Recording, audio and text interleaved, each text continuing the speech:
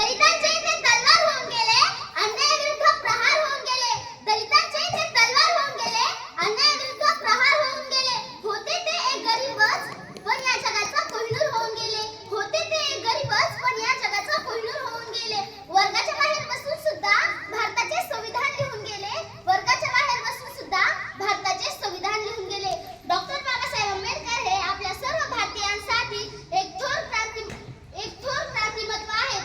Doctor Babasaheb Ambedkar यांचे पूर्ण नाव doctor Bhimrao Ramji Ambedkar असे होते. त्यांचा जन्म 14 एप्रिल 1891 रोजी मध्य प्रदेशातील महू या गावात झाला. डॉक्टर बाबासाहेब आंबेडकर हे लहानपणापासूनच खूप हुशार व महत्वाकांक्षी होते. डॉक्टर बाबासाहेब आंबेडकर यांनी त्यांचे सयाजीराव यांच्या आर्थिक सहाय्याने परदेशात जाऊन MA-PhD या अर्थशास्त्रात पदव्या मिळवल्या व बॅरिस्टर झाले. डॉक्टर बाबासाहेब आंबेडकर यांनी 2 वर्ष 11 महिने 18 दिवसात आपल्या भारताचे संविधान लिहिले. शेवटी 6 डिसेंबर 1956 रोजी डॉक्टर बाबासाहेब आंबेडकर यांचे महापरिनिर्वाण झाले. शेवटी एवढेच बोलावे